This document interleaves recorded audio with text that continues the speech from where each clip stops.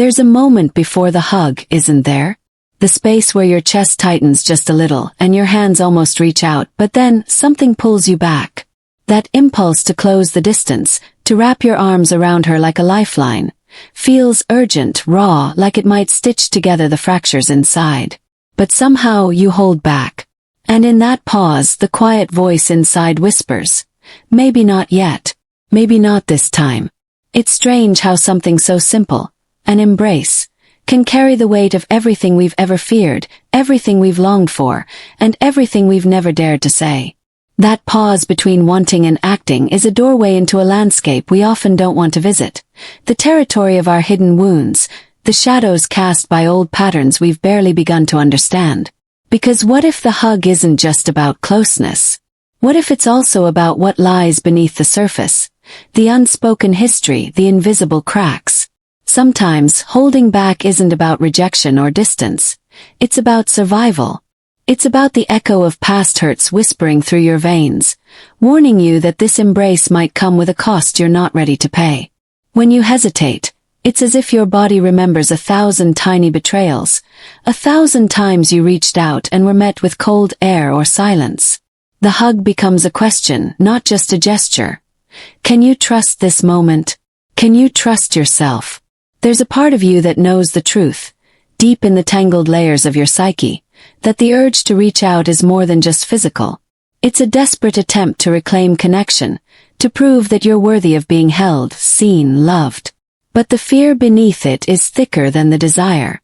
It's the fear of being swallowed by expectation, of losing your boundaries, of becoming so vulnerable that you disappear inside her arms, never to find yourself again. It's a dance between longing and restraint, and often, the restraint wins because it's safer. Safer to keep your distance than to risk the raw exposure of closeness. Safer to carry the ache of loneliness than to invite the possibility of more pain. When you don't hug her, even if you want to, it's not because you don't care. It's because somewhere deep inside, your heart is trying to protect itself from unraveling. But why does it feel so heavy? Why does it feel like a betrayal of your own need? Because this hesitation isn't just a moment. It's a mirror reflecting a lifetime of unresolved patterns. We carry invisible chains from childhood, from moments when love was conditional, when closeness meant surrender, and when vulnerability was met with indifference or anger. These chains tighten every time we approach intimacy, reminding us that love is as dangerous as it is beautiful. You might not see these chains, but they're there, woven into your muscles, stitched into the way you breathe, the way your heart flutters when someone comes close. The hesitation before the hug is your body's way of saying, I'm still learning how to be safe. It's a silent scream beneath the surface, a message from the parts of you that have been hurt, lost, and forgotten. And yet, there's something more beneath that, a longing so fierce it can break through even the thickest walls. Because deep inside the fear, there's a yearning to dissolve those defenses, to move beyond the patterns that keep you stuck in emotional cycles of pushing away and pulling close. To find a place where you can meet her, not just with your arms but with your whole being. That place doesn't come from forcing the hug or denying the hesitation. It comes from sitting with the discomfort, from recognizing that the urge to hold on and the need to let go are two sides of the same coin. It's about feeling the tension, the ache, the doubt, and learning to breathe through it rather than running from it. Because true connection doesn't erase fear. It holds it gently without judgment. In this liminal space, the hug is not just an action but a choice made from clarity rather than compulsion.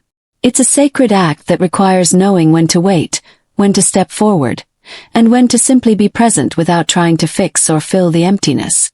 Sometimes the greatest act of love is to honor your own emotional boundaries.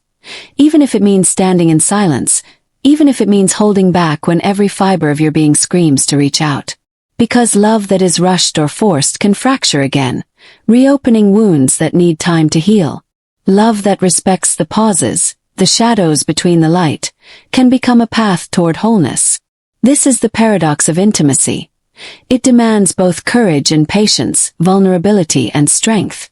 It asks you to hold space for your own complexity, for the parts of yourself that are scared, broken, hopeful, and whole all at once. When you resist the impulse to hug her, you're not rejecting love. You're honoring a deeper rhythm, a slower unfolding of trust that can't be rushed or faked. You're acknowledging the sacredness of your own emotional landscape, the fragile ecosystem of your heart. And in doing so, you begin to rewrite the old stories of abandonment, betrayal, and fear. Stories that have shaped the way you love and the way you let love in. It's a quiet revolution, this refusal to act out of impulse. A rebellion against the unconscious patterns that have trapped you in cycles of connection and withdrawal. Every moment you pause, every time you resist the urge to bridge the gap before you're ready, you're reclaiming your power. You're telling yourself that your feelings matter, that your boundaries matter, that your process matters. Because healing is not linear. It doesn't happen in grand gestures or perfect moments. It happens in the small, invisible choices, the moments when you hold back the hug not out of fear but out of respect for your own journey. When you say no to the quick fix of closeness, you say yes to the slow, deliberate work of transformation. And it's in that transformation that the true magic lives. Not in the hug itself, but in the space around it, the silence between your hands, the breath that fills the distance. It's where you learn to be with yourself, fully and deeply, before you can be with another. It's where you learn that love isn't just about holding on. Sometimes it's about holding space. So when you shouldn't hug her, even if you want to, it's not because you don't care. It's because you're learning a new way to love, one that honors your wounds and your wholeness alike. One that understands that the path to connection is not always a straight line, but a winding journey through the terrain of your own heart. And in this journey, every hesitation is a step toward freedom. Every pause is an invitation to be more present, more aware, more alive. Every choice to wait, to breathe, to sit with discomfort is a declaration that you are worth more than fleeting closeness. You are worthy of a love that sees all of you, without rush, without demand. This is the beginning. Not of giving up, but of coming home. To yourself. To the possibility of connection that is not a fix, but a dance. A dance where you don't have to lose yourself in the embrace, but where you can meet her, and yourself, exactly as you are.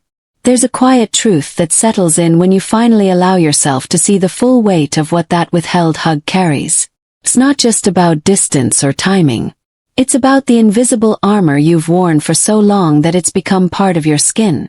That armor, crafted by years of needing protection from love's unpredictability, feels like safety, but it also feels like a cage. And in the moments you hold back, you're caught between the fierce instinct to protect yourself and the aching desire to break free. That hesitation, that invisible pause before reaching out, is a crossroads where your inner child waits, trembling, unsure if this time the embrace will heal or hurt. Your adult self stands there, caught in the echo of every whispered warning from the past, every moment when vulnerability was met with rejection or silence. It's as if the very act of wanting to hug her awakens a dormant part of you, a scared part that has been waiting for permission to feel safe again. Maybe it's the fear of being too much or not enough.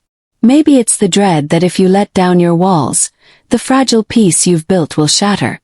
And yet, beneath that fear, there's a fierce pulse of longing that refuses to be silenced, a hunger for genuine connection that has nothing to do with perfection or certainty. It's the part of you that knows intimacy is not about erasing your wounds but learning to carry them with grace, to show up with all your scars and still be seen as whole. In these quiet moments, the soul wrestles with contradiction. You want to close the gap, to feel the warmth of her presence, to prove that you're still capable of love. But you also want to preserve your fragile sense of self, to keep your edges intact so that you don't lose yourself in the very act of reaching out. This is where the true work lies. Not in the hug itself, but in the willingness to sit with the tension that precedes it. Because that tension is alive. It's the voice of your inner resistance, whispering that it's not safe yet, that the ground beneath your feet is still shifting. It's the echo of all the times you've given too much, been too vulnerable, only to be met with disappointment or pain. And yet, it's also the invitation to surrender, not to abandon yourself, but to loosen the grip of control long enough to feel the fullness of your emotions without running away. The irony is that this surrender is the very thing you've feared, the moment when you stop holding back and let the ache of connection wash over you. It's terrifying because it means facing the possibility of loss, of rejection, of being utterly seen in your imperfection. But it's also the doorway to a deeper kind of freedom, the freedom to love without armor, to be witnessed in your rawness, to touch another without fear of losing yourself. In choosing not to hug her when you want to, you're actually preparing yourself for this freedom. You're allowing space for your heart to catch up to your desire. You're giving yourself permission to heal the parts that still recoil at intimacy before you dive in. This is not a denial of love. It's a sacred act of self-preservation that honors the complexity of your emotional landscape. And here lies a subtle but profound truth. Sometimes the most loving thing you can do is to wait. To resist the impulse to fill the void with touch or closeness when your soul is still gathering its strength. Because love that is rushed can fracture again. Love that is patient can grow into something resilient and radiant. The hug, when it finally comes, will carry the weight of that waiting, of all the moments you chose to hold space rather than react. This waiting is not passive. It's a fierce, active presence in your own life. It's the courage to feel the discomfort without numbing it. To witness your own fears and doubts without judgment. To recognize the patterns that have kept you stuck and to gently unweave them, thread by thread. It's a commitment to your own healing journey, knowing that the deepest connection you seek begins within. And as you navigate this inner terrain, you start to see the subtle ways your past has scripted your present. The moments when you pull away just as she leans in, the times you build walls just as closeness approaches, the silent agreements your body makes to keep love at arm's length. These patterns are not flaws, they are survival strategies, learned in the dark rooms of your earliest relationships. But now, illuminated by self-awareness, they can begin to soften. This softening is not weakness. It is the courage to embrace your full humanity, to acknowledge that you are a mosaic of light and shadow, longing and fear, strength and fragility. To accept that the road to authentic connection is winding, and sometimes it requires stepping back before you can step forward. It is in this acceptance that the possibility of genuine intimacy is born. Because love at its core is not about possession or control. It's about presence, the willingness to be fully there, in all your messiness and grace. It's about showing up for yourself and for her, not with a perfect script or a rehearsed gesture, but with an open heart that trusts in the slow dance of getting to know one another. It's the recognition that vulnerability is the truest form of strength, and that real connection can only flourish in the soil of authenticity. So when you feel that pull to hug her but something inside holds you back, listen deeply. Listen not just to the voice of fear, but to the whispers of your soul calling for something more. A love that is not rushed, not forced, but grown with patience and care.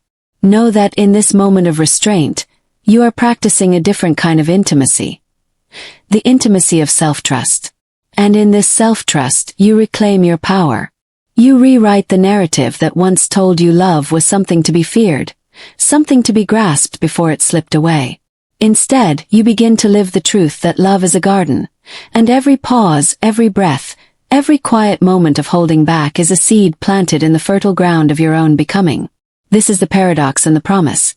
By choosing not to hug her when you want to, you are, in fact, moving closer to yourself, to her, and to the kind of love that endures because it is rooted in truth. It is in this space between reaching out and holding back that transformation lives, waiting for you to step into it with courage, grace, and the quiet strength of someone who knows that the most profound connection begins with the courage to simply be. And maybe one day that hug will come, not because you were desperate for it but because you were ready. Ready to meet her and yourself in the fullness of your shared humanity. Ready to hold her without losing yourself. Ready to embrace love not as a rescue, but as a home. Until then, hold the space. Hold the tension. Hold your breath and your heart. Because in this holding, you are learning what it truly means to love. Deeply, honestly, and fiercely. There's a quiet power in choosing to pause, to feel the full weight of your own emotional truth before you reach out. And if this journey into the depths of connection and self-awareness resonates with you, if you felt even a flicker of recognition in these words, then you're not alone. Here we walk these paths together, exploring the invisible patterns, the hidden fears, and the courage it takes to love and be loved without losing yourself. If you're ready to keep uncovering these truths, to lean into the discomfort and discover the strength waiting beneath, then stay with us. Subscribe, share your thoughts below, and join this community where healing is a shared journey, not a lonely road. because when we learn to hold space for ourselves, we open the door to the kind of connection that transforms not just our relationships but the very way we live and love. So breathe with me, lean into the pause, and when the time is right, that hug will no longer be a question but a sacred answer. All from the series